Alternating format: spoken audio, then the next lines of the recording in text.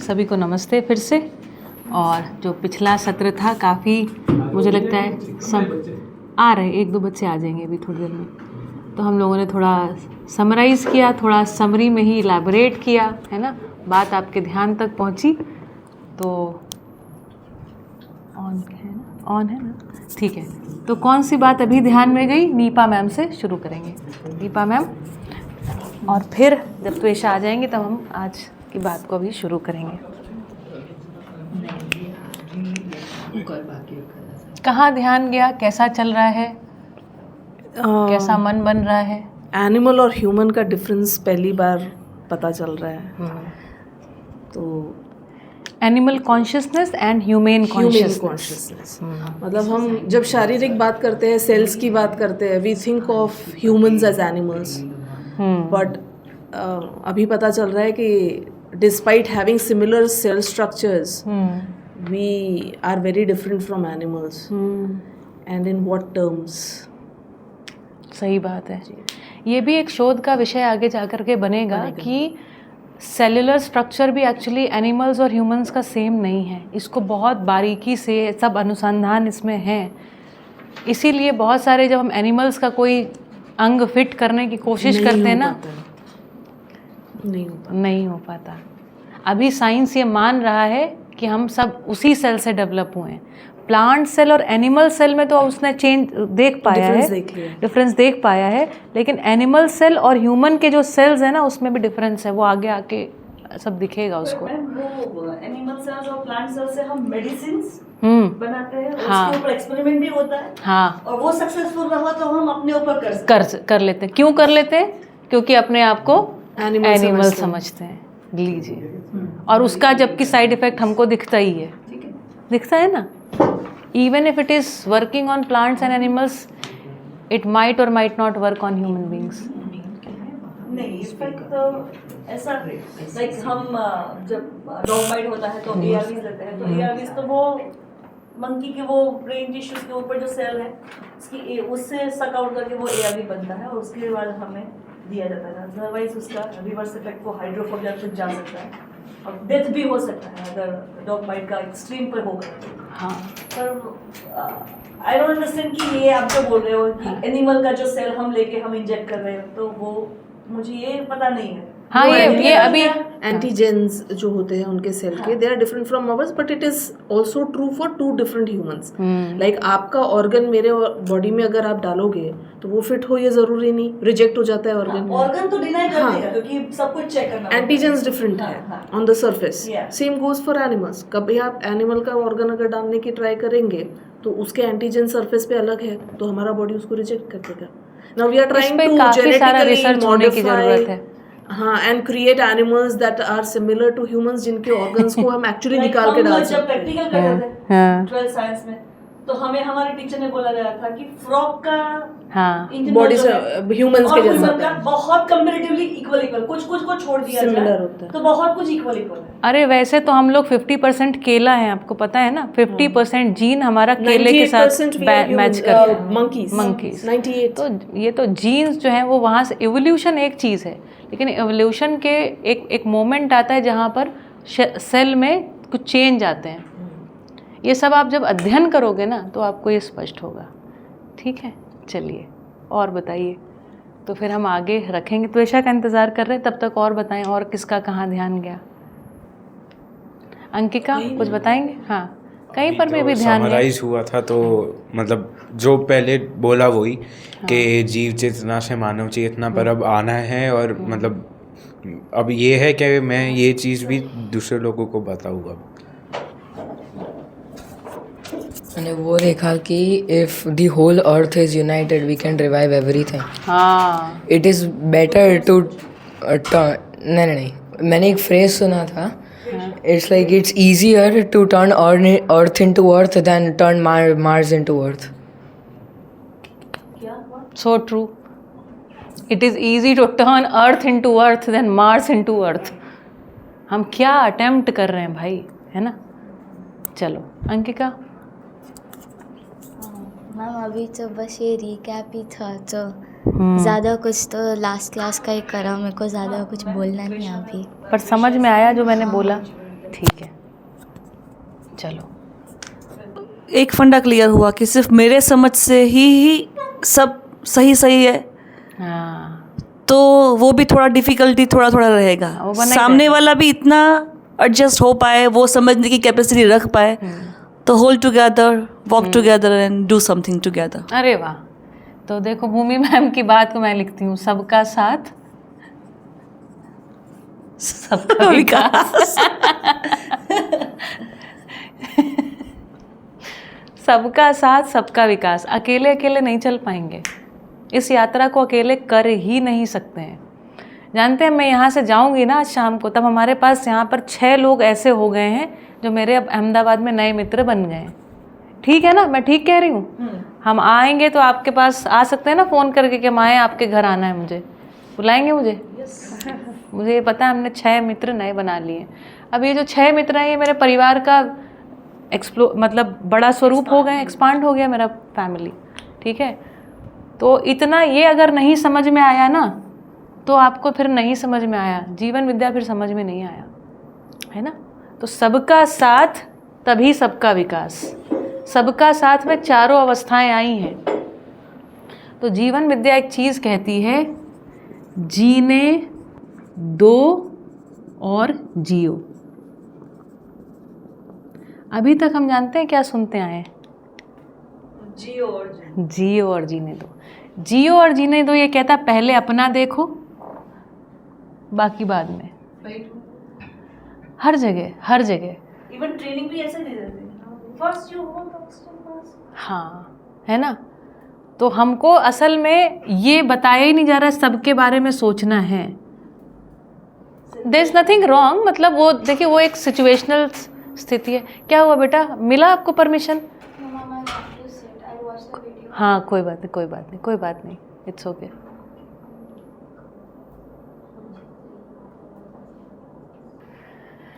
ठीक है, तो देखो हम कहाँ हैं। हमने कहा ना, जैसे ही हमने क्या किया ना, अपने ऊपर सारा केंद्र को बना लिया, है ना?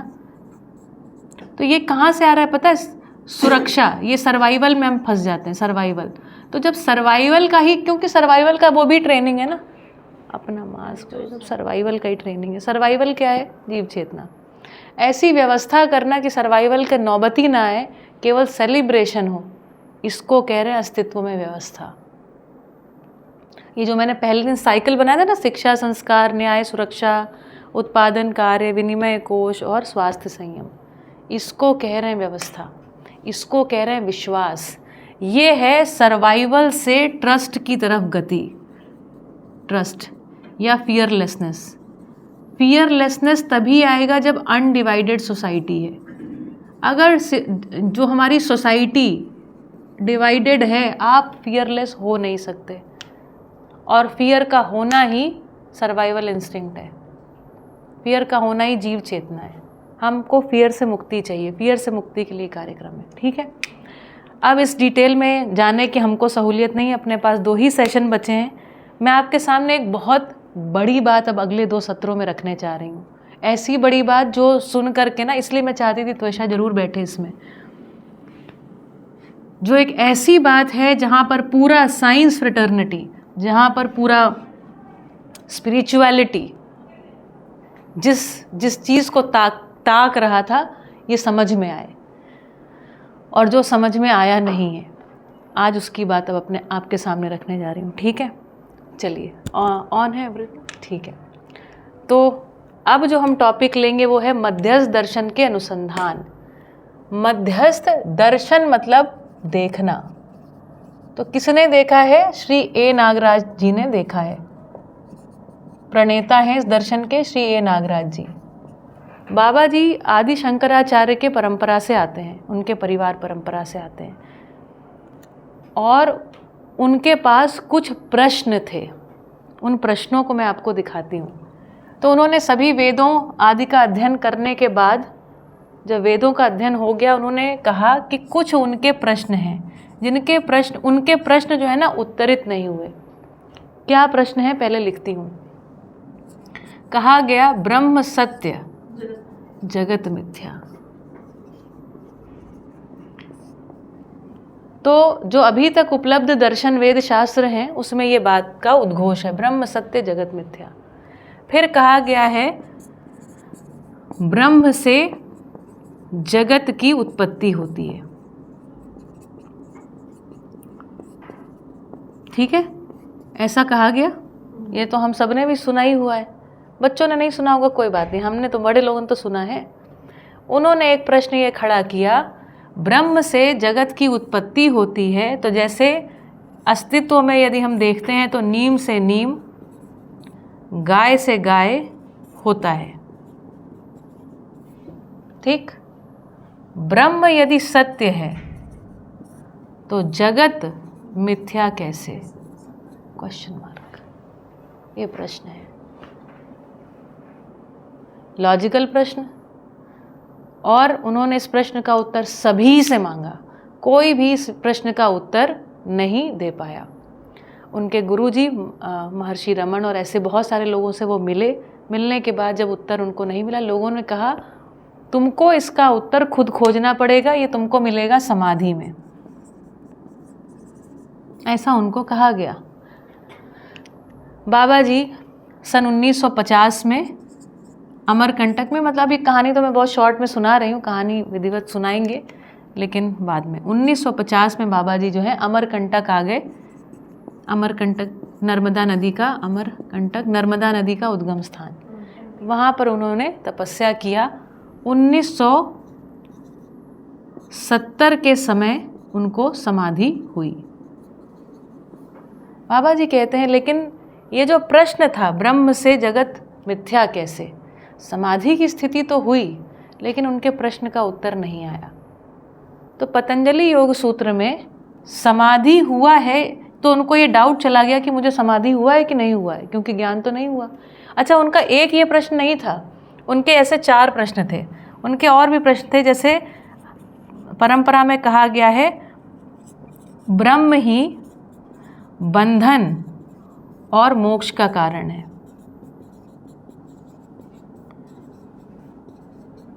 ठीक है, तो जब आप पुस्तक पढ़ेंगे तो उसमें वो लिखते हैं कैसे, इसको प्रश्न कैसे पूछ रहे हैं, शॉर्ट में बताती हूँ।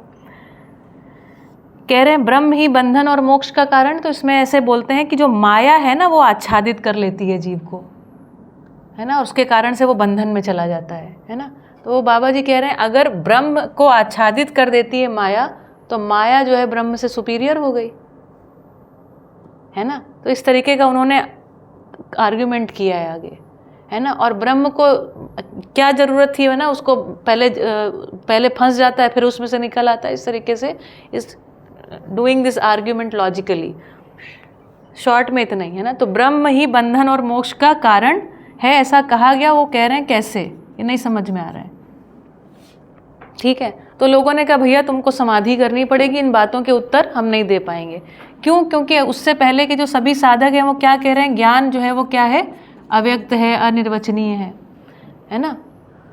बाबा जी लॉजिक लगा रहे हैं, बाबा जी कह रहे हैं कि, और कह रहे हैं गूंगे का गुण है, गूंगे का गुड़ है ना, वो है ज्ञान। तो बाबा जी बोल रहे हैं हर बार गूंगा ही गुड़ क्यों खा रहा है, कोई बोलने वाला गुड़ क्यों नहीं खा रहा है ना। इस तरीके के बहुत सारे तर्क जो हैं बाबा जी इसमें करते हैं। तो कुल मिला करके बाबा जी 1920 में पैदा हुए, 1950 मतलब 30 साल का एक युवक है, और 50 साल का एक प्रौढ़ व्यक्ति है जिसको समाधि हो गई। उनका बहुत अच्छा परिवार और वो सब कहानी है, कहानी मतलब रियलिटी है, वो सब कहानी नहीं है। बाबा जी 2016 तक रहे, सारे रिकॉर्डेड वीडियोज़ हैं, आप उनको सुन सकते हैं। ठीक है, तो बाबा जी को 1970 में समाधि हुई, लेकिन उन्होंने कहा हमको ज्ञान नहीं हुआ, हमको ये प्रश्नों के उत्तर, ज्ञान वो किसको मान रहे हैं, समाधि की स्थिति में क्या हो गया, वो सुख दुख से परे वाली स्थिति आई है उनकी, है ना। अभी तक परंपरा में इसी चीज़ को माने हैं कि यही बस अल्टीमेट है। तो बोलते हैं कि हमको ये स्थिति आया, लेकिन हमारे प्रश्नों के उत्तर नहीं सॉल्व हुए, ये उत्तर हमको नहीं मिला, और उनको तो ये उत्तर चाहिए था, उनकी साधना का पर्पस क्या था, ये उसके उत्तर चाहिए उनको। फिर कहते हैं 1950 में जब हम अमरकंटक गए, उसी समय देश आज़ाद हुआ था और देश का संविधान बन रहा था। तो न्यूज़पेपर भी पढ़ते थे बाबा जी, ठीक है। तो कह रहे हैं कि देश का जब संविधान बना तो हमको ये नहीं समझ में आया कि बहुत सारे उन्होंने वहाँ पर प्रश्न खड़े किए कुल मिलाकर के। तो उनका मूलभूत प्रश्न क्या है कि व्यवस्था कैसी होनी चाहिए। जनतंत्र आ रहा है ना, देश स्वतंत्र हो रहा है, जनतंत्र आ रहा है ना, तो जन प्रतिनिधि कैसा हो, है ना, किसको हम वोट दें, कैसे वोट, ये सब बहुत सारे उनके प्रश्न हैं। ये सब आप डिटेल पढ़ सकते हो। इसके बाद मैं बैकग्राउंड देना चाह रही थी कि बाबा जी इस तरीके के प्रश्नों को ले करके कहाँ पहुँचे हैं। 1950 में अमरकंटक, उनको उससे पूर्व जो मिला कि समाधि में तुमको ज्ञान होगा, उन्होंने समाधि अचीव किया और समाधि की स्थिति में उनको ये हो गया, इतना हो गया, जो मतलब कहा गया उतना हुआ। लेकिन कह रहे हैं समाधि की स्थिति में जो हमको उत्तर चाहिए थे वो उत्तर नहीं मिले। अब क्या किया जाए? तो पतंजलि योग सूत्र में ही ये लिखा हुआ है कि अगर तुमको ये प्रमाणित करना है भैया, ये तो पता चले कि समाधि हुआ कि नहीं, तो कहते हैं संयम नाम की एक क्रिया उसमें लिखी हुई है जिसको हमने किया, और उन्होंने संयम किया है आकाश तत्व पर। ठीक है, डिटेल बाद में, लेकिन आकाश तत्व पर उन्होंने संयम किया। और संयम किया इसमें स्वयं प्रेरणा से उन्होंने उसमें जो लिखे हुए कुछ सूत्र थे, एक्सपेरिमेंट, एक साइंटिस्ट के तरीके उन्होंने उसको थोड़ा सा उल्टा किया। क्यों? क्योंकि संयम से क्या होता है, उसमें लिखा है संयम से सिद्धि होती है।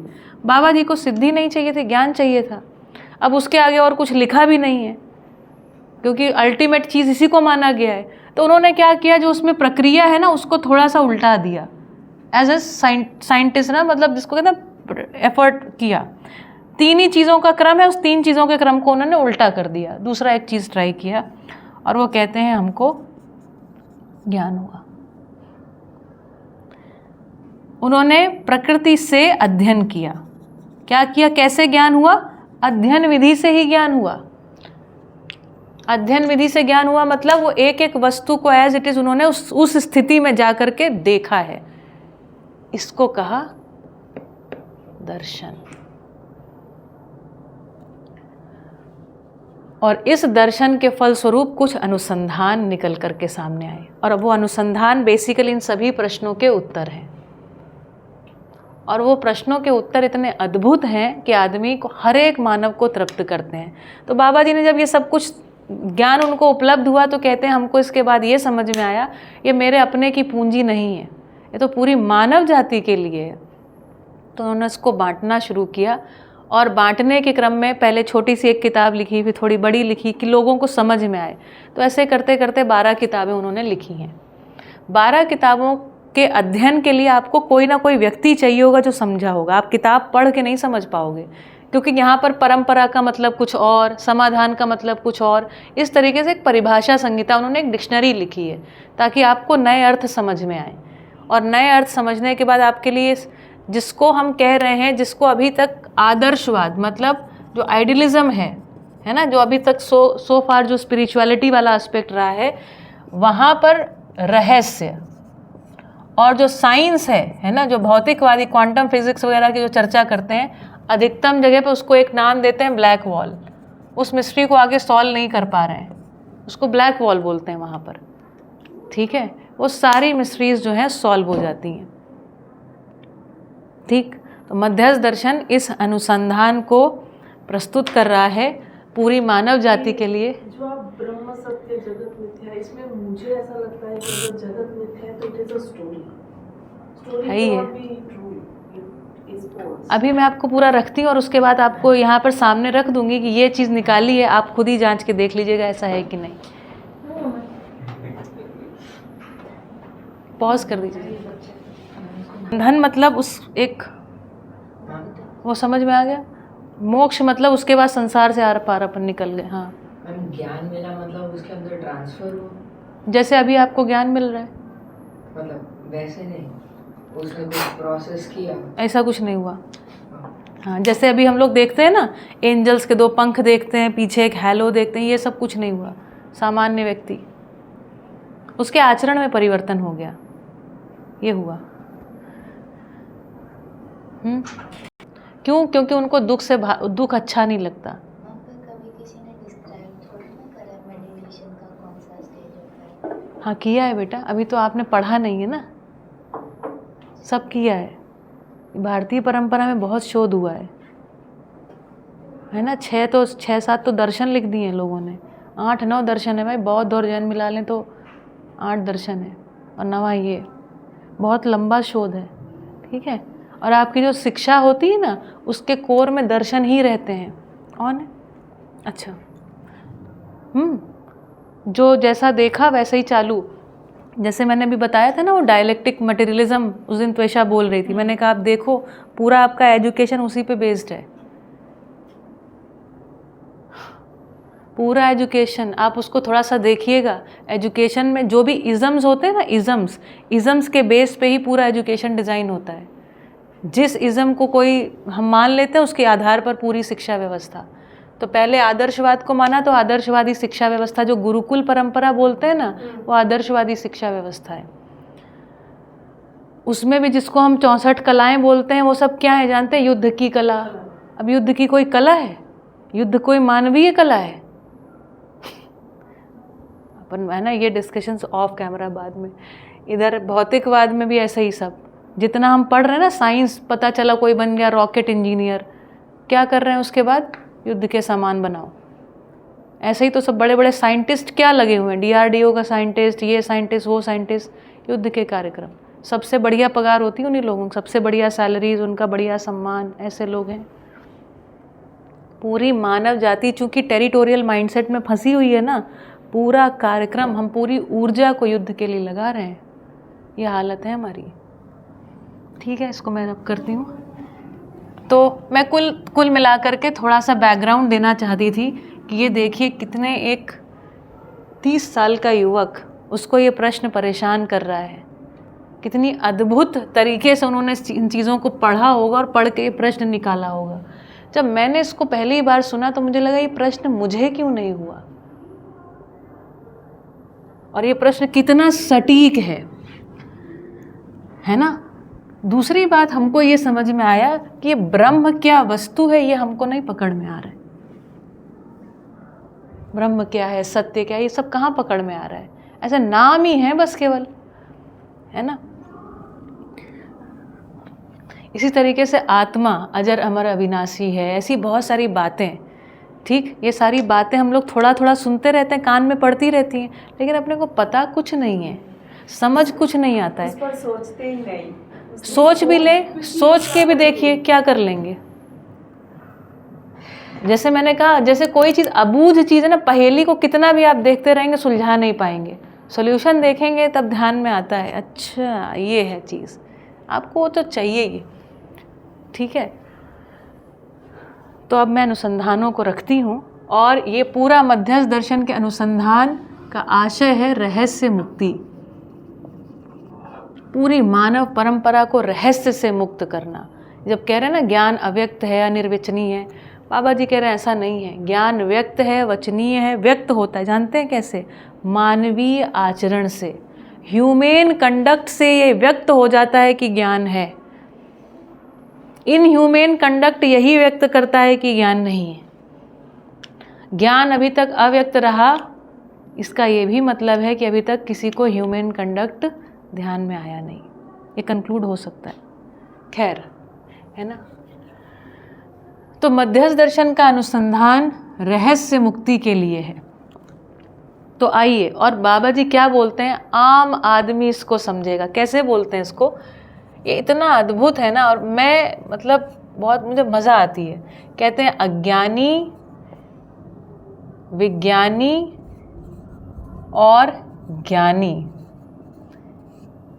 तीनों इसको समझेंगे, ठीक है। अज्ञानी किसको कहते हैं? जिज्ञासु को। विज्ञानी कहते हैं भौतिकवादी को, और ज्ञानी कह रहे हैं आदर्शवादी को। उनसे किसी ने ये भी पूछ लिया सबसे पहले कौन समझेगा, तो कहते हैं सबसे पहले अज्ञानी समझेगा। जिज्ञासु, भले वो उसको भौतिक वजह से, हम लोगों को ये भी पता है, ये भी पता है, लेकिन हम तो इसी कैटेगरी में खड़े होकर सुनते हैं। इस कैटेगरी में जो खड़ा हो जाएगा वो समझ जाएगा। तो सबसे पहले जिज्ञासु समझेगा। अज्ञानी जो है ना, अज्ञानी बालक को भी कह रहे हैं, ये बिल्कुल स्मूथ क्लीन स्लेट जो आपने बोला वो ये है। और दूसरा भी व्यक्ति यहाँ पर जैसे हम लोग खड़े हो जाते हैं कि हमको समझाओ में नहीं समझ में आया, ये भी ठीक है, हाँ वही ये वो कैटेगरी है। बाकी तो बालक जैसे अपने क्लीन स्लेट, तो क्लीन स्लेट ये वाले लोग सबसे पहले समझेंगे। भौतिकवादियों को थोड़ी ये समस्या आ सकती है, हमको कुछ पता है, ब्लैक वॉल के सामने खड़े होकर कह रहे हैं हमको कुछ पता है, जैसे वीड्स को कह रहे हैं ना अनवांटेड है, वही कहानी है। आदर्शवादियों को भी लगता है हमको पता है, तो फिर क्या होता है यहाँ पे ना टसल शुरू, और यहाँ पर थोड़ा देर हो सकती है, लेकिन इतने तर्क हैं कि आदमी वैसे ही परास्त हो जाता है। ठीक, तो ये बिल्कुल वो कह रहे हैं बिल्कुल सहज समझने वाली बात है, तुम्हारे आँख के सामने वस्तु है।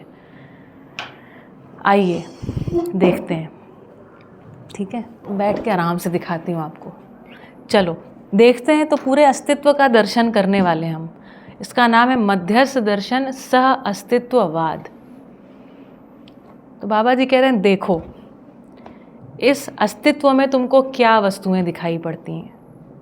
इस अस्तित्व को यदि देखना शुरू करते हैं तो 4 अवस्था के रूप में दिखाई पड़ता है, पदार्थ, प्राण, जीव और ज्ञान। ज्ञान अवस्था में एक चीज़ समझ में आती है, ज्ञान अवस्था में शरीर तो है लेकिन शरीर के साथ एक चेतना खास व्यक्त हो रही है, और ये चेतना अभी थोड़ी ठीक ठाक व्यक्त नहीं हो रही, निश्चित आचरण को व्यक्त नहीं कर पा रही, थोड़ा कंफ्यूज्ड है, ऐसा समझ में आता है। लेकिन इस कंफ्यूज्ड चेतना में बहुत सारी इसने कल्पनाएं की हैं, जैसे ईश्वर एक ये कल्पना है, और सारी स्टोरीज़ के बेस में ये कल्पना है ईश्वर। ईश्वर क्या है इसकी स्पष्टता नहीं होने के कारण ही बहुत सारी स्टोरीज़ हैं। और मैंने कहा था अगर रियलिटी होगी तो क्या होगी, यूनिवर्सल। रियलिटी होगी तो वो होगी यूनिफाइंग।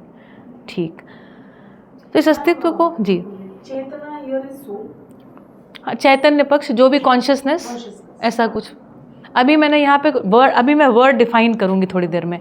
अभी एक सामान्य जो आप समझ रहे हैं ना, जो अभी आप जो समझने वाला है ना आप में, मैं उसकी बात कर रही हूँ। मेरे में जो शरीर से समझा रहे हैं लेकिन शरीर नहीं समझ रहा है, ये स्पष्ट होता है ना। हाँ, ऐसा।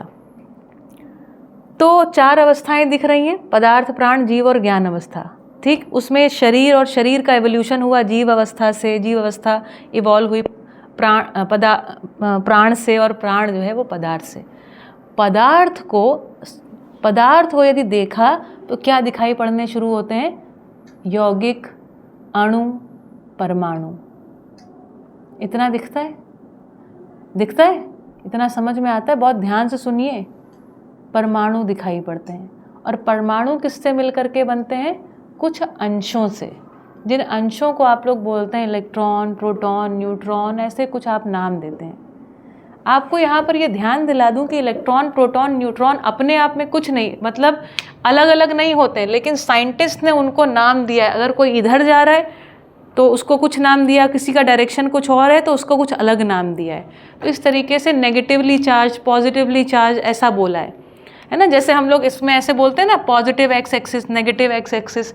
चार्ज का मतलब उसका दिशा दिखाने के अर्थ में बोलते हैं। तो ऐसे ना मूल में जो है उन चीज़ों को यहाँ पर बाबा जी कह रहे हैं मूल में सभी वस्तुएं क्या हैं, एक ही हैं, और उसको उन्होंने एक नाम दिया है अंश। तो पूरा जो परमाणु है वो किससे मिलकर के बना है, अंशों से। और इन अंशों की गति जानते हैं कितनी है, 77 लाख किलोमीटर प्रति घंटा।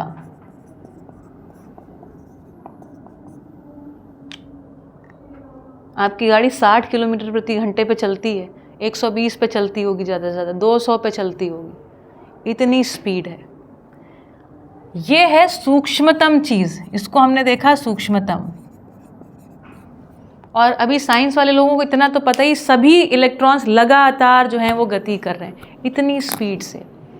अब हमने ये जूम इन किया, अब जूम आउट करें। तो जूम आउट करते हैं तो इस धरती पे 4 अवस्थाएं, और उसके बाद ये पूरी धरती दिखाई पड़ती है। धरती भी बहुत तेज गति से घूम रही है, लगभग 3 लाख किलोमीटर प्रति घंटा। ये मैंने ज़्यादा बोल दिया क्या? मुझे लग रहा है ऐसा ही है, ऐसा है। हाँ बस, तो लगभग वही हो गया है ना, speed of earth. 1670 kilometre per hour. Wow. तो 1600, धरती जो है 1670 किलोमीटर, हिंदी में ना लिखो ना, किलोमीटर पर आवर, ये स्पीड है। ये स्पीड पता है, आप धरती पर बैठे हुए हैं हम लोग और ये इतनी तेज गति से घूम रही है। और दोनों वे में, ऑर्बिट में भी घूम रही है और एक्सिस में भी घूम रही है। एक्सेस में भी घूम रही है, दोनों वे में घूम रही है। हाँ, पता चल रहा है? पता नहीं चल रहा। हाँ, हिलती नहीं है तो पता कैसे चलेगा? हिलती तो है, यही तो कह रहे हैं, हिल रही है और आपको पता नहीं चल रहा है। लेकिन मानव ये हिल रही है यहाँ तक पता चला लिया उसने, कितनी स्पीड से हिल रही है ये भी पता चला लिया। ये आदमी की ताकत है, आदमी को एक क्यूरियोसिटी है। तो भैया, और इसके अलावा चांद है, सूरज है, जितने भी ग्रह गोल नक्षत्र हैं वो सब भी बहुत तेज गति से घूम रहे हैं। घूम रहे हैं कि नहीं घूम रहे हैं? ठीक, तो घूम रहे हैं, इसका मतलब ये सारे के सारे अंदर सब में क्या है, कहीं से ताकत तो आ रही है ना घूमने के लिए। ये सभी के सभी क्या हैं? बल संपन्न है, बल है इनमें, ताकत है इनमें, फोर्स है इनमें, कहीं से कुछ आ रहा है जिसकी वजह से ये सारे के सारे जो हैं घूम रहे हैं। मध्यस्थ दर्शन के प्रस्ताव को रख रही हूँ यहाँ पर। तो कह रहे हैं यदि ये सभी बल संपन्न हैं तो इसका मतलब ये है ये सभी के सभी क्या हैं? ऊर्जा संपन्न है। ठीक, तो एक इस रियलिटी को कोई भी मानव, उसको आंख से दिखने की ज़रूरत नहीं है, उसको दिखता है। जो उसका चैतन्य पक्ष है वो इसको समझ सकता है, कोई भी समझ सकता है। तो छोटे से छोटी वस्तु और बड़े से बड़ी वस्तु बहुत तेज गति से घूम रही है, सब कुछ लगातार एक क्रिया में है। क्रिया है तो बल संपन्नता है, बल संपन्नता है तो ऊर्जा संपन्नता है। सिंपल लॉजिक, एनर्जी है कहीं से। दूसरी बात वो कह रहे हैं एक और रियलिटी है जो आदमी जिसको परसीव नहीं कर रहा है। वो क्या? तो ये जितनी भी चीज़ें हैं ना, जितनी भी वस्तुएं आप अस्तित्व में सोच सकते हैं, वो सभी की सभी स्पेस में है। So there is one more reality called space. Space को हम कह रहे हैं, स्पेस कैसा है? आप अपनी कल्पना को दौड़ाइए, कहाँ तक स्पेस है, तो आप पाओगे आपकी कल्पना दौड़ती जाएगी और आपको स्पेस दिखता जाएगा। कहीं स्पेस नेवर एंडिंग दिखाई पड़ेगा। ये आदमी की सामान्य कल्पनाशीलता, सामान्य इमेजिनेशन से उसको देख सकता है। तो देखते क्या है, जो स्पेस है ये कैसा है? व्यापक। और क्या दिखाई पड़ता है? सभी की सभी वस्तुएं व्यापक में क्या दिखाई पड़ती हैं? इकाइयाँ। इकाइयाँ मतलब यूनिट्स या वस्तुएं। हाँ, एटम्स, एटम्स के अलावा प्लैनेट्स, है ना। जो कुछ भी आप देख रहे हो, कहाँ देख रहे हो? व्यापक में इकाइयाँ हैं। व्यापक और इकाइयों को अलग अलग नहीं किया जा सकता। व्यापक और इकाइयों को अलग अलग नहीं किया जा सकता। किसी भी वस्तु को यहाँ से उठा के स्पेस में ही रख सकते हो, स्पेस से किसी भी चीज़ को आप अलग नहीं कर सकते हो। तो व्यापक में इकाइयाँ जो हैं, व्यापक और इकाई को हम अलग अलग नहीं कर सकते, इसको कह रहे हैं व्यापक में इकाइयाँ अविभाज्य हैं। पहली बात, ठीक है। व्यापक में इकाइयाँ क्या है? अविभाज्य, इनसेपरेबल हैं। समझ में आ रहा है? ये इनसेपरेबल हैं। व्यापक में इकाइयाँ क्या हैं? अविभाज्य। दूसरी बात महत्वपूर्ण, ये सभी इकाइयाँ क्या हैं? क्रियाशील हैं। ये सभी इकाइयाँ क्या हैं? एक्टिव हैं, क्रियाशील हैं और बहुत तेज गति से क्रियाशील हैं। और इतना अद्भुत है, इन सभी की जो गतियाँ हैं वो ऐसी हैं कि परस्पर पूरक हैं। हर एक इकाई की गतियाँ कैसी हैं? परस्पर पूरक गतियाँ। लेकिन मुद्दे की बात, इकाइयाँ सभी क्या हैं? क्रियाशील हैं। क्रियाशील हैं, एक्टिव हैं, इसका मतलब उनमें ताकत है। ताकत है मतलब उनमें ऊर्जा है।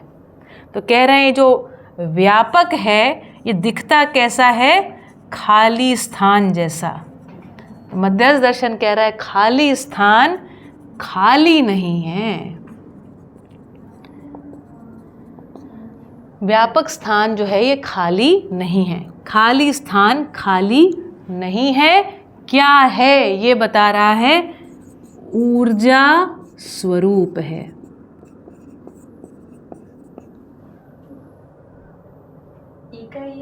एक मिनट, जो खाली स्थान है वो खाली नहीं है, ऊर्जा स्वरूप है।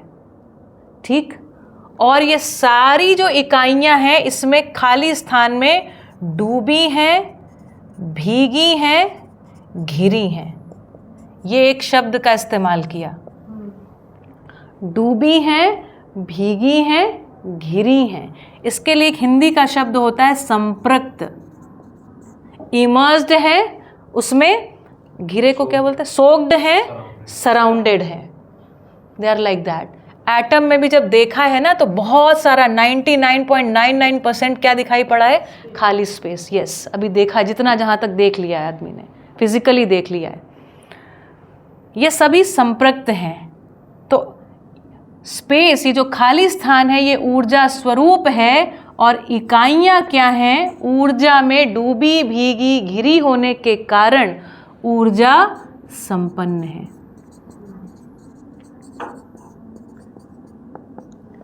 First mystery solved. ये ऊर्जा स्वरूप है, इकाइयाँ क्या हैं, ऊर्जा संपन्न है, इसलिए बल संपन्न है, इसलिए क्रियाशील है। आप थोड़ा सा और जूम इन करिए। इस एक शब्द दिया है व्यापक, एक शब्द दिया खाली स्थान, एक शब्द दिया ऊर्जा स्वरूप, है ना।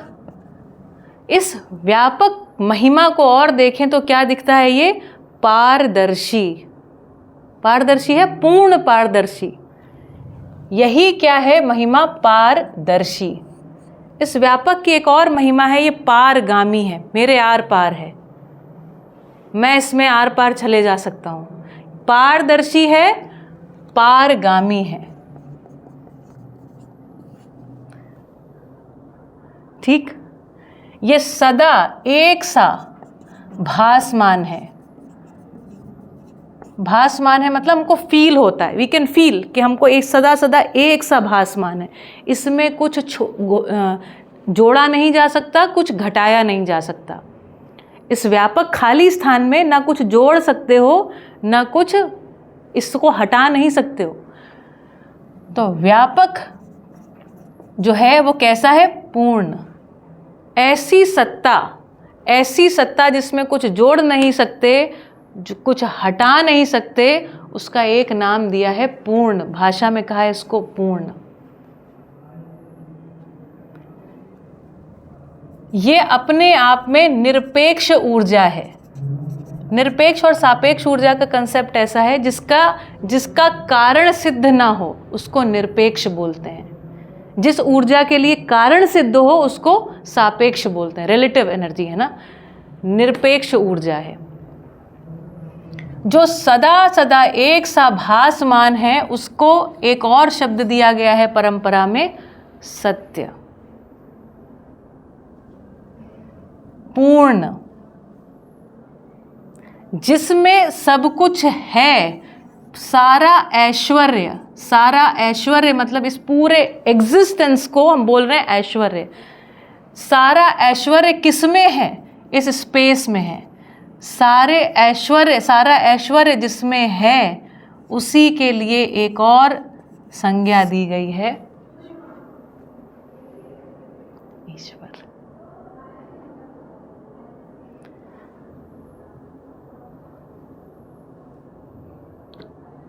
दिखा, ये जो खाली स्थान है खाली नहीं है, ऊर्जा स्वरूप है, पूर्ण है, सत्य है, शुद्ध है, सदा सदा एक सा बोधगम्य है, इसलिए इसी का नाम बुद्ध है। शुद्ध बुद्ध। आत्मा से भी सूक्ष्म है, आत्मा भी इसमें आर पार है, संपृक्तता को अनुभव करती है, इसके कारण इसका ही एक नाम परमात्मा भी है। आत्मा से जो सूक्ष्म है उसी के लिए एक शब्द दिया है परमात्मा। इसी का एक और नाम है ब्रह्म।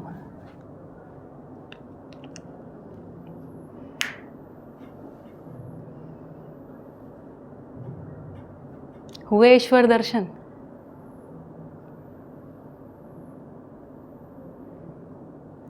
इस ईश्वर में समस्त ऐश्वर्य है। ये ऐश्वर्य 4 अवस्थाओं के स्वरूप में स्वयं को व्यक्त कर रहा है। क्या व्यक्त हो रहा है? सह अस्तित्व ही व्यक्त हो रहा है। तो सह अस्तित्व ही व्यक्त है पदार्थ के माध्यम से, प्राण के माध्यम से, जीव के माध्यम से और ज्ञान अवस्था के माध्यम से। इससे पहले जब हम लोग ने स्टडी करा था तब आपने बताया था कि जो रिलीजन्स एंड गॉड्स वगैरह है वो सब ह्यूमंस की स्टोरीज वगैरह हैं। तो ये सब नाम मतलब इधर से लिए हैं। आदमी को भास है, भास है मतलब उसको क्लैरिटी नहीं है क्या है। क्लैरिटी नहीं है तो बहुत सारी स्टोरीज हैं, और क्लैरिटी है, रियलिटी है तो यूनिवर्सली एक्सेप्टेबल है। अलग अलग जगह पर अलग अलग नाम दिए गए इसी एक सत्ता को समझने के प्रयास में। इसको शब्दों से व्यक्त नहीं कर पाए। कुछ का कुछ मान लिया, जिसको कह रहे हैं अयथार्थ। स्टोरी उसी को तो कह रहे हैं, कुछ और मान लिया जो है नहीं। ठीक है, इसको धीरे से अब्जॉर्ब करिए भाई। हैवी ड्यूटी डाउनलोड चलना चाहिए ना, अभी चल रहा है मतलब ऑलरेडी, है ना। तो देखो, ये है ब्रह्म, ये है ईश्वर, ये है ऊर्जा, ये है स्पेस। खाली स्थान खाली नहीं है। ठीक, अब आगे सुनिए। हाँ, the space is not M. हाँ जी भाई, आप कहिए जी प्लीज। आपने बोला हाँ कि व्यापक में इकाइयाँ है। हाँ सारी। हाँ इकाइयाँ में एक पदार्थ अवस्था में एक चेयर है, हाँ ये टेबल। हाँ। इकाइयाँ सारी क्रियाशील है, तो ये एक दूसरे के परस्पर में क्रियाशील कैसे है? बताएंगे, साइंस के लोग बैठे हैं इसमें। सारे परमाणु क्रियाशील हैं क्या? दूसरे में नहीं, हाँ, उसके अंदर ही चल रहा है। द वर्ड शी सेड ना कि प्रोटॉन, न्यूट्रॉन, इलेक्ट्रॉन। अगर ये बाइंडिंग है तो बाइंडिंग कैसे है? पार्टिकल्स आर ऑलवेज उसके अंदर जो कंटेंट है वो तो उसके साथ बाइंडिंग हो रहा है ना। और मेन कंटेंट क्या है? અણુ, પરમાણુ, વિજાણુ, આપણે જે બધું શીખીએ છીએ તો એ બધું ભેગું થઈને એક આખું એન્ટિટી રેડી થયું। એનું અંદર માઇન્યુટ શું છે એ જે છે, એટલે આ અંદર એનું કામ ચાલે જ છે। એટલે આ બધા એકબીજાની એટલે આ સાથે ક્રિયાશીલ પૂરક એવી છે। રીતના છે। હા, એકબીજાને પૂરક છે, હા। પણ એનું કામ તો એ કરે છે। એટલે એ જે ઉર્જા કીધી ને, જે એ ઉર્જા એની પાસે છે, એટલે બાઇન્ડિંગ પણ ચાલુ જ છે। આની સાથે બીજું કરીશું તો બીજું જોઈન થઈ જશે, આ કરીશું તો આ જોઈન થઈ જશે, તો થવાનું તો છે જ નહીં। इसको थोड़ा और विस्तार में चलते हैं। ठीक है, કરીશું डिस्कस। ये सिंपल वैसे 9th में, इसको मुझे लगता है 9-10 से पढ़ाना शुरू करते हैं। बोला ना कि आपने सभी इकाइयाँ क्रियाशील है, इसीलिए मुझे प्रश्न हुआ कि जिसमें जीवन है वो क्रियाशील हाँ है, सब है क्रियाशील। उसको अभी आएगा जीवन क्रिया भी, थोड़ी देर में आ ही रहा है, बस थोड़ी देर रुक जाइए। इसीलिए मैंने कहा इसको है ना पूरा सुन लीजिए, है ना। चलिए आगे बढ़ते हैं। थोड़ा सा अभी अच्छी निश्चित दूरी का भी कंसेप्ट आएगा, शायद आज आए शायद ना आए, मुझे नहीं पता। मैं अभी लिखती नहीं हूँ, पता नहीं समय है नहीं है। लीजिए, ठीक है जयश्री मैम, आगे चलें। अब देखिए, आपके जो प्रश्नों के उत्तर अब यहाँ से निकलेंगे। देखो ध्यान से, सभी इकाइयाँ जो हैं व्यापक में, इकाइयाँ क्या हैं? अविभाज्य हैं। तो इसके लिए शब्द दे रहे हैं। पूर्णता में, थोड़ा हिंदी है लेकिन इसको पचाइए। पूर्णता में, पूर्ण मतलब पूर्णता मतलब पूर्णता, पूर्ण की निरंतरता। व्यापक में, पूर्णता में गर्भित, हाँ व्यापक में, पूर्णता में गर्भित मतलब उसमें संपृक्त होने से, सोक्ड, इमर्ज एंड सराउंडेड होने से। गर्भित होने से समस्त इकाइयां पूर्णता की तरफ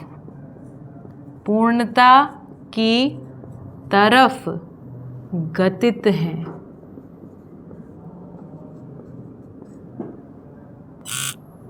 Because of the very fact that everything is soaked, surrounded and immersed in space, everything is towards moving completeness. towards completeness. Because space is complete. You cannot remove or add to space. गति मतलब दिशा को बता रहे हैं यहाँ पर, direction है। इस पूरे एवोल्यूशन के क्रम में एक डायरेक्शन है। अभी हमने एवोल्यूशन को तो बोला है, कुछ सोचा है, वो भी शरीर के एवोल्यूशन को स्टडी किया, लेकिन एवोल्यूशन का क्या डायरेक्शन है ये अपने को पता नहीं है। हमको ऐसा लग रहा है ये सब रैंडमली हो रहा है। मध्यस्थ दर्शन कह रहा है कुछ भी रैंडमली नहीं हो रहा है। हाँ, नेचर से कोई वो गलती हो जाती है, उसके कारण से जीन में कोई चेंज होता है। बाबा जी कह रहे हैं गलती नहीं होती है, उत्सव होता है, देयर इज अ चेंज। और वो कैसे होता है, टाइम मिलता है तो भी बताती हूँ आपको, ठीक है। पूर्णता में गर्भित होने से समस्त इकाइयाँ पूर्णता की तरफ गतित हैं, और इसीलिए अब मैं इसको हटा रही हूँ, ध्यान से देखते रहिएगा। इसीलिए ये सारे जो अंश हैं, जयश्री मैम आपके प्रश्न का उत्तर आ रहा है धीरे धीरे, ठीक है। अंश मतलब पार्टिकल्स इन द एटम, सब एटॉमिक पार्टिकल्स, उसको मैं अंश कह रही हूँ, ठीक है। तो पूर्णता में गर्भित होने के कारण से सभी इकाइयाँ पूर्णता की तरफ गतित हैं। इसीलिए क्या है अपने पास, सबसे पहले आप एटॉमिक स्ट्रक्चर को देखिए। एटॉमिक स्ट्रक्चर में आपने देखा है क्या एक नियम है, लॉ ऑफ स्टेबिलिटी, स्थायित्व का नियम जिसको आप कहते हैं। पूर्णता की तरफ मतलब स्थायित्व की तरफ गतित है। स्थायित्व की तरफ गतित होने के कारण ही, चूंकि हर एक चीज़ है ना स्थायित्व को पाना चाहती है, तो एक्सचेंज ऑफ इलेक्ट्रॉन्स जिसको आप बोलते हैं करके वो क्या बनाती है, बॉन्ड बनाती है, जो अभी आपको भूमि मैम एक्सप्लेन करने का प्रयास कर रही थी। और बॉन्ड्स बना के क्या हो जाती है, वो स्थिर, और उस तरीके से अपनी भागीदारी करती है। जो मैंने कल बताया था, पदार्थ अवस्था, मैटर कैसे भागीदारी करती है, संगठन विघटन, भौतिक रासायनिक क्रिया विधि से भागीदारी करती है इस पूरे सह अस्तित्व को प्रकट करने के लिए। और वो प्रकट किसके माध्यम से है, मानवीय आचरण के माध्यम से। मानवीय आचरण प्रकट हो सके, इसके पीछे जो अनुक्रम है उसको कह रहे हैं विकास क्रम, विकास जागृति क्रम, जागृति, ताकि ये सह अस्तित्व हमारे माध्यम से प्रकट हो जाए। क्योंकि अस्तित्व में रहस्य नहीं है। ये जो व्यापक और इकाई का सह अस्तित्व है, इसको प्रकट करने के लिए इस अस्तित्व का प्रत्येक अंश गतित है। देयर इज अ पर्पज, और पर्पज है प्रकटन, मैनिफेस्टेशन। पूर्णता के अनंतर पूर्णता की निरंतरता इसी डिज़ाइन से प्रकट है। पानी बना, उसके बाद पानी की चक्रीयता, नाइट्रोजन बना, नाइट्रोजन की चक्रीयता, प्राण अवस्था आई, बीज और वृक्ष विधि से उसकी चक्रीयता। यस, तो नीम जो है अभी तक मरा नहीं है। नीम मरा है, बीजों के माध्यम से नीम आज भी एज इट इज जीवित है। जो जीव जानवर हैं वंशानुषंगीय विधि से अपने जैसे संतानें, नेक्स्ट ब्रीड, गाय, बिल्ली, शेर मरा नहीं है। लेकिन मानव जो है मानवीय संस्कार विधि से मल्टीप्लाई होगा, वो अभी शेष है। इसीलिए हम में विकास की जागृति की प्यास है, क्योंकि हम पूर्णता में गर्भित हैं। पूर्णता की तरफ गतित हैं, वहाँ तक पहुँचे बिना चैन आएगा नहीं। तृप्ति बिंदु पर ही आदमी रुकेगा। यही जो डेस्टिनेशन है वही हमारी डेस्टिनी है, और हमारी डेस्टिनेशन क्या है? समाधान, समृद्धि, अभय, सहअस्तित्व, यही हमारी डेस्टिनी है। इसको बाबा जी ने कहा है नियति। नियम पूर्ण स्थिति गति का नाम है नियति। आदमी इससे पहले नहीं रुकेगा। अस्तित्व में यही व्यवस्था है। अद्भुत। इस वीडियो को आपको 2 बार कम से कम देखना पड़ेगा। सुनते जाइए ध्यान से। लेट मी एक पूरा प्रपोजल में रख दूं। तो मैंने आपको बताया एटॉमिक स्ट्रक्चर से मैंने शुरू किया। तो जो परमाणु, अभी देखिए यहाँ पर हम एक नया अनुसंधान, अगला अनुसंधान देखिए क्या कह रहे हैं। बाबा जी ने एक ऐसी अद्भुत वस्तु देख ली जिसके लिए पूरा साइंस वेट कर रहा है। देखिए क्या देखा। तो कह रहे हैं उन्होंने देखा कि इस अस्तित्व में परमाणु 2 प्रकार के हैं। परमाणु, अंश तो एक ही प्रकार के हैं, लेकिन उससे बने परमाणु जो हैं 2 प्रकार के हैं, एक जड़ और एक चैतन्य। ध्यान से सुनते जाइए। जड़ परमाणु जो है, जिसका अध्ययन अभी विज्ञान कर रहा है, और विज्ञान बता रहा है कि 2, 8, 18, 32, यही बता रहा है ना। इस तरीके से परमाणु के जो ये जो हैं कोश हैं, जो सेल्स हैं, ये तृप्ति को पाते हैं। इतना तो बता चुका है, इतना हम साइंस पकड़ चुके हैं। बाबा जी बता रहे हैं यहाँ पर एक और चीज़। कह रहे हैं इस तरीके से 120 प्रकार के जड़ परमाणु हैं, जो कि साइंस भी इस पर लगभग पहुँच गया है। कुछ एक जगह खाली भी छोड़ा है उसने अभी पीरियोडिक टेबल में, कुछ नहीं मिले, वो जब मिल जाएंगे वहाँ भर जाएगा। उन्होंने कहा इसी क्रम में ये 120 परमाणु बनने के बाद एक ऐसा परमाणु है जिसके मध्य में 1 अंश, अगले परिवेश में 2 अंश, उसके अगले में 8, 1 2 3 4 5 6 7 8, उसके बाद 18, 1 2 3 4 5 6 7 8 9 10 11 12 13 15 16 17 18, और उसके बाहरी परिवेश में इसी तरीके से 32, 1 2 3 4 5 6 7 8 9 10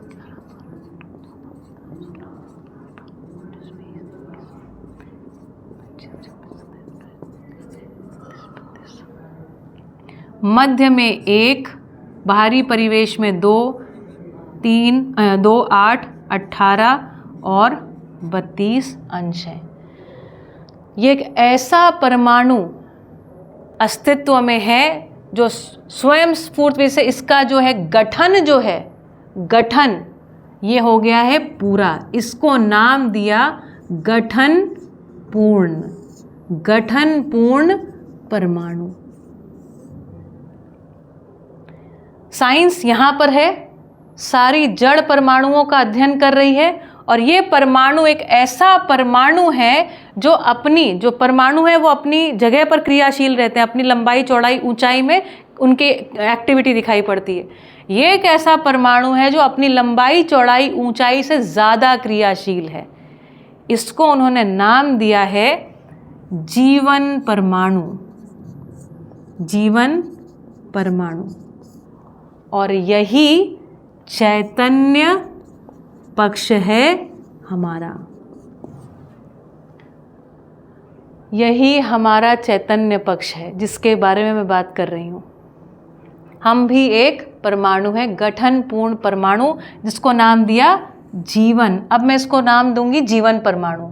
जीवन परमाणु के मध्यांश में जो अंश है उसको नाम दिया है आत्मा। इसको नाम दिया है बुद्धि। ये नाम परंपरा से हैं, उसका मीनिंग सेम नहीं है। इसको नाम दिया है आत्मा, इसको नाम दिया है बुद्धि, इसको नाम दिया है चित्त, और इसको नाम दिया है वृत्ति, और इसको नाम दिया है मन। और जो हम आस्वादन करते हैं, एक्सपीरियंस करते हैं, जो चयन करते हैं, जो कंपैरिजन करते हैं, जो एनालिसिस करते हैं, जो मेमोरी है, वो इस परमाणु की महिमा है।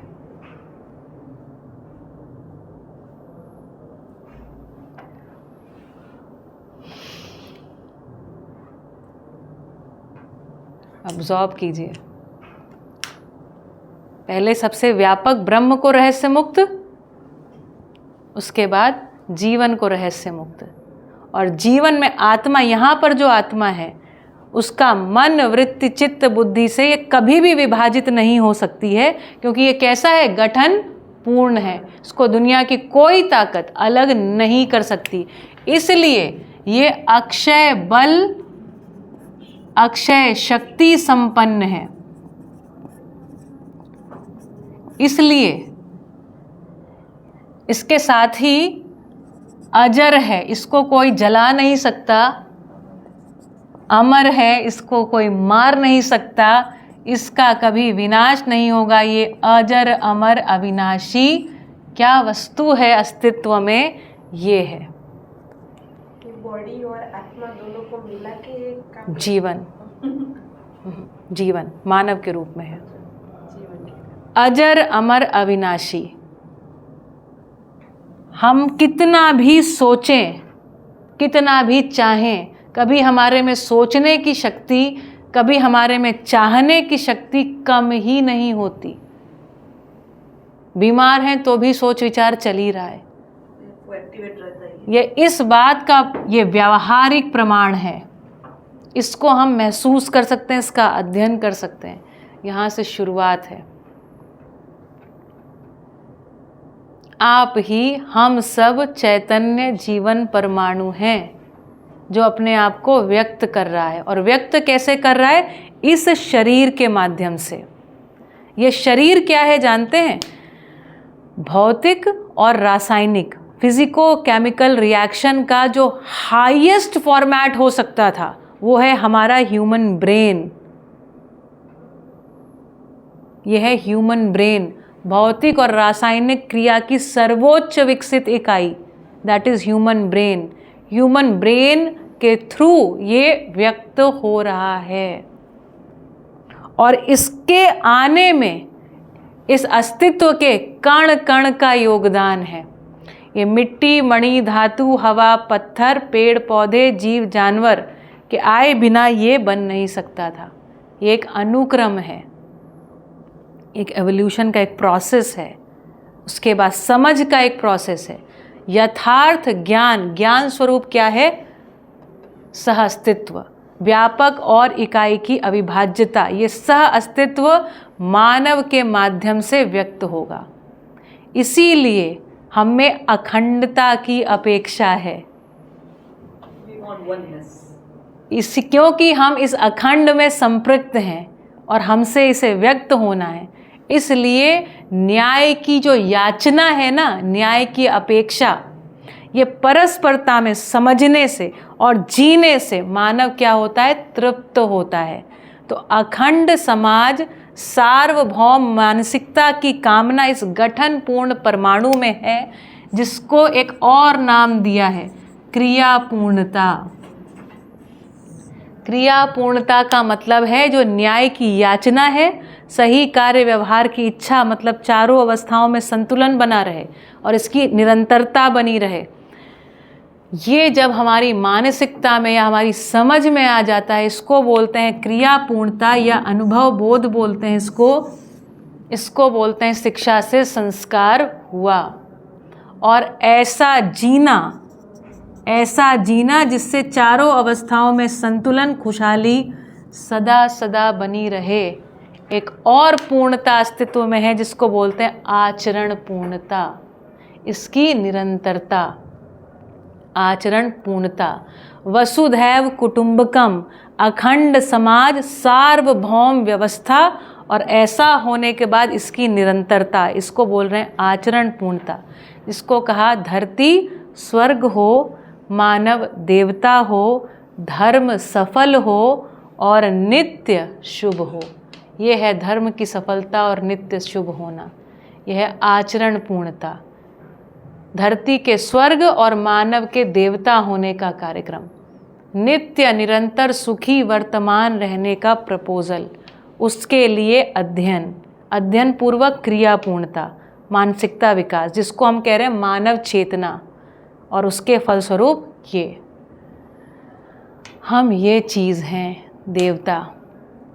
पोषण करने वाली, संरक्षण करने वाली इकाई है मानव, और मानव के माध्यम से हमारे अपने शरीर में देखेंगे ना, तो हमारे अपने शरीर में पदार्थावस्था के रूप में ये बाल, नाखून, हड्डियाँ, ये सब, यहीं पर ही प्राणावस्था का भी आपको एहसास होगा, और यहीं जीवावस्था शरीर के रूप में वंशानुषंगीय है शरीर, है ना, और ज्ञानावस्था के रूप में मानव व्यक्त होता है। तो चारों अवस्थाएं इसी शरीर के माध्यम से व्यक्त होती हैं, इस धरती का पोषण करेंगी, संरक्षण करेंगे, और इसकी निरंतरता।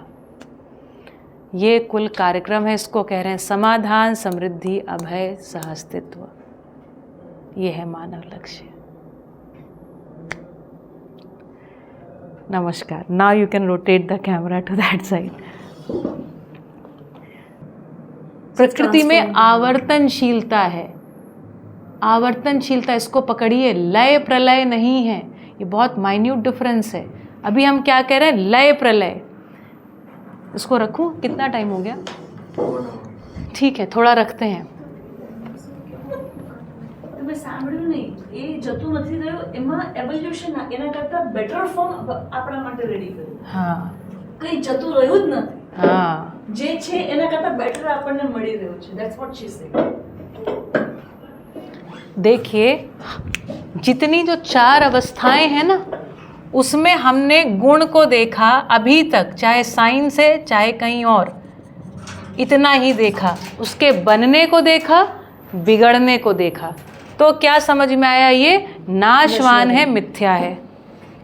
मध्यस्थ दर्शन पहली बार क्या दिखा रहा है? इसमें एक और गुण है जिसको उन्होंने कहा मध्यस्थ। मध्यस्थ मतलब बने रहने का, बनाए रखने का गुण, बने रहना। इसको कैसे बता रहे हैं? देखिए, इसको ऐसे बता रहे हैं, पदार्थ में परिणामानुषंगीयता, अनुषंगीयता विधि बोलते हैं इसको, अनुषंगीयता, परिणाम विधि से ये बने रहता है। परिणामानुषंगीयता क्या मतलब इस बात का? परिणाम मतलब अंशों की संख्या। तो जो पदार्थ है, जब भी, है ना, 2 परमाणु वाला है, वो हाइड्रोजन की तरह ही आचरण को प्रस्तुत करेगा। जब जब दो ही अपने पास आ गए, तो ये हाइड्रोजन की तरह आचरण को प्रस्तुत कर देंगे। तो परिणाम विधि से मतलब अंशों की संख्या विधि से, इसमें आचरण कैसा है? निश्चित आचरण, एक निश्चित आचरण को ये प्रस्तुत करता है। इस तरीके से ये बना ही रहता है। यहाँ का हाइड्रोजन और अपने सूरज का हाइड्रोजन सेम टू सेम है, कोई अंतर नहीं है। प्राण अवस्था भी इसी तरीके से ये नष्ट कभी होता ही नहीं है भाई। बीजानुषंगीयता, रचना विरचना, ये रचना है विरचना है, लेकिन रचना विरचना के मध्य में वो अपने को बनाए रखने के लिए तत्पर है। इसको पहली बार देखा गया। इसको कहा ब्रह्म सत्य और जगत शाश्वत है, उसमें ये गुण है, इसलिए वो सेट नहीं हो रहा है, डिस्क्रिपेंसी जो दिखी थी।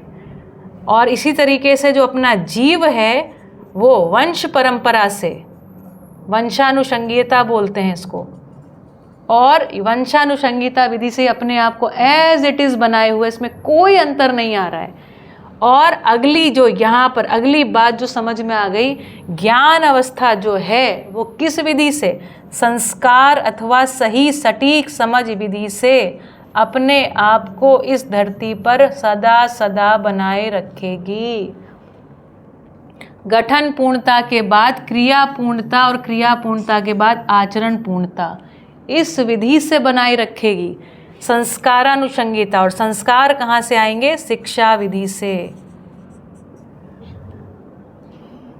ज्ञान अवस्था की इकाई जिज्ञासु है, ज्ञान पूर्वक जीने की आशा, ज्ञान पूर्वक सुखी होने की आशा बराबर जिज्ञासा।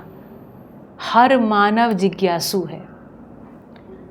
तो यदि सटीक समझ आ जाती है तो ये एज इट इज मल्टीप्लाई हो जाता है, एज इट इज, हू बहू। ये मल्टीप्लिकेशन, यहाँ ये मल्टीप्लिकेशन विधि है, और ये मानव सदा सदा बना रहेगा। और जब ये समझ में आता है तो समझ में आता है जनरेशन गैप एक भ्रम है। There is no generation gap. कब? सही समझ में। सही समझ आ गई, वो एज इट इज बनी रहती है। मानव इस विधि से मल्टीप्लाई होगा। तो ब्रह्म सत्य जगत शाश्वत। अगला, ब्रह्म ही इसका मोक्ष और बंधन का कारण कैसे? इसमें एक चीज मैं पूछूं? पूछिए। जैसे हम एवोल्यूशन की बात करते हैं, एक ऑर्गेनिज्म से दूसरा इवॉल्व हुआ, वो यहाँ कहाँ बैठेगा? अभी बता देती हूँ। अभी बता देती हूँ, इसके बाद ही। ठीक, इसको मैं कर लेती हूँ पूरा। आपका ये वाला प्रश्न से वो भी आ जाए साथ में, नहीं तो मैं ही भूल जाऊंगी। ब्रह्म सत्य जगत शाश्वत, ब्रह्म ही बंधन और मोक्ष का कारण कैसे? बाबा जी का उद्घोष, ब्रह्म मुक्ति ही मोक्ष है।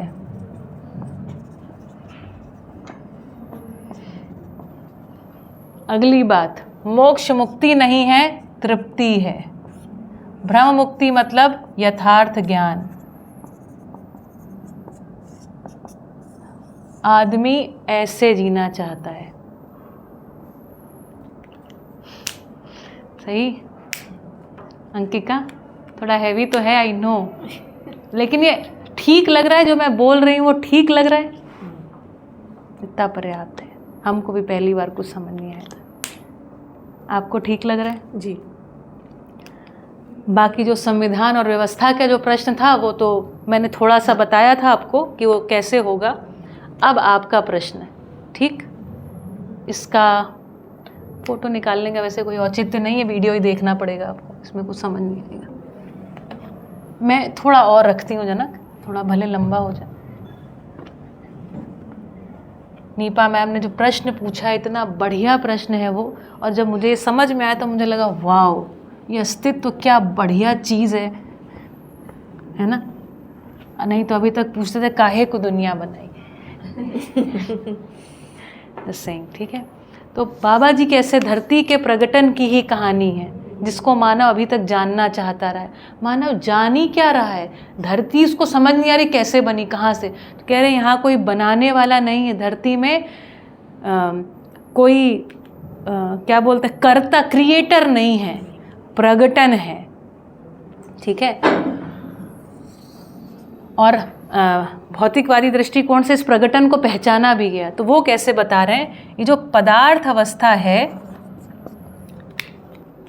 पदार्थ अवस्था अपने में समृद्ध मतलब 120 प्रकार के गठनशील परमाणु। गठनशील मतलब जो बॉन्ड बना के भागीदारी करते हैं। इनमें कोई अतृप्ति नहीं है, क्योंकि तृप्ति तो इनमें भी है ना? तो 120 प्रकार के परमाणुओं से धरती समृद्ध होने के पश्चात इस पदार्थ अवस्था में, है ना, ये समृद्धि इसको बोल रहे हैं, 120 सभी प्रकार के जितने आवश्यक परमाणु थे उस सब बनने के पश्चात इसी में क्या है? रचना विरचना। और इस पदार्थ अवस्था में इसके साथ ही एक और घटना घटी जिसको हम कह रहे हैं गठन पूर्णता। ये जड़ ही चैतन्य हुआ है। यही अंश एक ऐसे स्ट्रक्चर में आ गए हैं जिससे वो गठन पूर्ण हो गया है। इसको कह रहे हैं विकास क्रम। यहाँ पर नाम बदले गए हैं, है ना, विकास क्रम, और इस पॉइंट को कह रहे हैं विकास। गठन पूर्णता ही परमाणु में विकास है। परमाणु में विकास मतलब अब इसमें कोई चेंज नहीं होगा, तो ये पूर्ण विकसित परमाणु है। ठीक, इसमें चेंज हो सकते हैं, ये सब रिएक्शंस कर सकते हैं। इसको कह रहे हैं विकास क्रम। इसी में क्या है? रचना विरचना क्रम हुआ। ठीक, और रचना विरचना क्रम पूर्वक क्या बन गया है? यहाँ से बन गया है, इसको हम ऐसे लेते हैं, यहाँ से क्या तैयार हो गया है? मानव शरीर। इस बिंदु तक आया मानव शरीर। अब देखो इसमें क्या हुआ, ये जो अम्ल और क्षार, एसिड और बेस रिएक्शन करते हैं और रिएक्शन करके क्या बनते हैं, धीरे धीरे हार्मोन्स और प्रोटीन्स, ये कहानी हमसे ज़्यादा आप जानते हैं। हार्मोन्स और प्रोटीन्स बने और उसके बाद सेल फॉर्मेशन हुआ। सेल फॉर्मेशन होने के फलस्वरूप आज भी देखिए वो पुरानी चीज़ें एज इट इज़ हैं, जैसे पानी में आज भी काई जमती है ना, तो कुछ भी नष्ट नहीं होता है। जानते हैं क्यों नष्ट नहीं होता है? ताकि मानव उसका दर्शन करके अनुक्रम को पहचान ले, और मानव यही कर रहा है, कर ही यही रहा है। तो पदार्थ अवस्था में जो रचना विरचना क्रम है ना, तो इस क्रम में क्या होता है, कोई भी, जैसे मान लो यहाँ पर एल्गी आई अपनी, काई या एल्गी बोलते हैं, ठीक है, एल्गी, ठीक। तो अब ये क्या है, पूरे मतलब धरती पर इसने अपनी प्रजाति को अच्छे से फैलाया और ये अनुकूलित हो गई। जिस क्षण ये अनुकूलित हो गई और इसके सदा सदा बने रहने की डिज़ाइन इसमें आ गई, उसी क्षण इसके कुछ सेल्स में उत्सव क्रिया होती। बाबा जी इसको बोलते हैं उत्सव क्रिया। प्रॉब्लम नहीं होती है, उत्सव क्रिया होती है, और इसके फलस्वरूप कोई और बिल्कुल स्लाइट, ये जो डांस है जिसको वो नृत्य बोलते हैं, एक नृत्य होता है इसके जीन्स में, जिसके कारण से अगली रचना प्रकट हो जाती है। अमीबा आप लोग ज़्यादा जानते हैं ना, तो यस, हाँ यस। उसके बाद इस तरीके से चलते चलते जब इसके बने रहने का सारा डिज़ाइन हो जाता है, उसके बाद इसी सेल में आगे फिर कोई चेंज, उत्सव, यहाँ उत्सव कह रहे हैं, नृत्य कह रहे हैं, नृत्य, इस बात का सेलिब्रेशन कि अब मैं सदा सदा बना रहूँगा। तो इसका उत्सव, ये अस्तित्व सहज है, को एग्जिस्टेंशियल है नेचर। उसके बाद फिर इस तरीके से चलते चलते चलते चलते चलते चलते न जाने कितने, ये चलते चलते चलते चलते एक समय में समृद्धिपूर्ण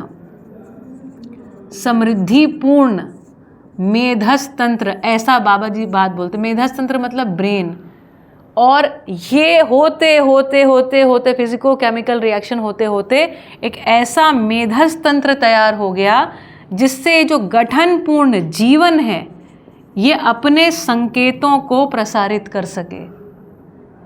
ये इसमें जो व्यक्त होना है वो शरीर के माध्यम से उसको व्यक्त कर सके। तो ये शरीर और जीवन का संयुक्त रूप, शरीर और जीवन के संयुक्त रूप को आप बोलते हैं मानव। केवल शरीर हो तो बोलते हैं मुर्दा, जीवन है तो मानव, और अन्यथा मुर्दा। ये है विकास यहाँ तक। और इसके आगे बोल रहे हैं जागृति का क्रम। जागृति क्रम मतलब आदमी अपने आप को पहचानने के क्रम में है। और इसके बाद बोल रहे हैं जागृति। जागृति क्रम मतलब क्रिया पूर्णता और आचरण पूर्णता, स्वयं को अखंड समाज सार्वभौम व्यवस्था में स्थापित करते हुए अंत में अखंड समाज सार्वभौम व्यवस्था की निरंतरता, धरती स्वर्ग मानव देवता जिसको कह रहे हैं, इसकी निरंतरता, इसका साइकिल कंप्लीट, और साइकिल हमेशा हमेशा हमेशा हमेशा चलते रहना, सार्वभौम व्यवस्था, इसको बोल रहे हैं क्रियापूर्णता। इसमें कह रहे हैं, इस जागृति क्रम को थोड़ा रखती हूँ, देखिए यहाँ पर क्या है, बीच में कहीं हम लोग भ्रमित स्थिति है जिसको कह रहे हैं जीव चेतना। तो जीव चेतना से आना है अपने को मानव चेतना में, मतलब धीरता वीरता उदारता में। फिर उसके लिए एक नाम दिया है देव चेतना, मतलब दया कृपा, और उसके बाद एक चीज़ शब्द दिया है दिव्य चेतना, करुणा, करुणा प्रधान जीते हैं। ये सब डिटेल स्टडी तो आएगा स्टडी में, जितना मैं कॉम्पैक्ट कर सकती थी, जितना अधिक से अधिक आपके सामने रख सकती थी, उतना मैंने रखने का प्रयास किया। This is the whole evolution, विकास क्रम। अभी हम यहाँ पर ही बस केवल इतना हम देख रहे हैं। अभी मानव जाति ना केवल शरीर के एवोल्यूशन को देख पा रही है, चेतना में जो एवोल्यूशन है वो छूटा हुआ पक्ष है। इसके लिए एजुकेशन है, यहाँ पर इसलिए एजुकेशन की नीड है, इसलिए जिज्ञासा है, और जिज्ञासा की पूरकता किसके साथ है? समाधान के साथ। ये है वो बात। Yes please. अभी बीच में कुछ ऐसे, मैं भी वही आई फिलहाल बीच में अगर कोई बीच में अगर कोई ऑर्गेनिज्म ऐसा बनता है जो शायद डिस्ट्रक्टिव है या बाकी जीवों के लिए सहायक नहीं है, जैसे डायनासोर मैम ने जो बोला, वो नेचर उसको डिस्ट्रॉय कर देता है, तो उसमें एवोल्यूशन हुआ नहीं, वो वहीं स्टॉप हो गया। देखिए कह देती हूँ उस पर, भागीदारी पूरी होने के बाद वो विलुप्त हो सकता है। जितनी देर आवश्यकता है उतनी देर काम चला, उसके बाद चला गया। जैसे आपको मैंने बताया था कार्बन मोनोऑक्साइड पीने वाले पेड़ थे, कार्बन मोनोऑक्साइड शायद उसको ग्रहण कर पाने वाले बहुत बड़े बड़े उनके लंग्स भी ऐसे थे, है ना। तो अभी उसका जो प्रयोजन है वो समाप्त हो गया। समाप्त होने के बाद अस्तित्व सहज विधि से, अब इसमें तो अभी डिस्ट्रक्शन की थियरीज हैं हमारे पास। मानव जाति ने ना प्रगटन विधि से सोचा ही नहीं है, तो जब वो पूरे प्रगटन विधि से अस्तित्व को सोचेगा तो उसको पता चलेगा ऐसा क्यों हुआ। उसमें है ना लास्ट में कहानी ऐसी कि वो मैमल्स बच गए, चूहे और ये सब, और उसके बाद हम मानव शरीर डेवलप हुआ। वो कहानी ऐसी है। तो ये भी अंदर भी गए हैं तो किसी प्रयोजन से गए हैं। It solves just everything. हाँ। When the asteroid landed, because the whole world was covered with dust for 4-5 months. तो उसमें cold blooded animals तो cold की वजह से मर गए, जो warm blooded थे वो survive करा, वो बच गए। तो उसका ही हम वंश है। तो जो टेम्परेचर स्टेबलाइजेशन हमारे अंदर जो है, उसकी वजह से ही सर्वाइवल ऑफ द फिटेस्ट ही है एक तरह से देखा जाए। शरीर तो उसी विधि से है, शरीर उसी विधि से है। आपको सारी बातों के उत्तर मिलेंगे यहाँ पर। अब इससे ज़्यादा उत्तर अब क्या ही खोजें। आप कल्पना में तो आ रहा है इतनी बड़ी बात, तो मुझे लगता है इस सत्र को यहाँ पर रोक सकते हैं। Let us take a pause, break.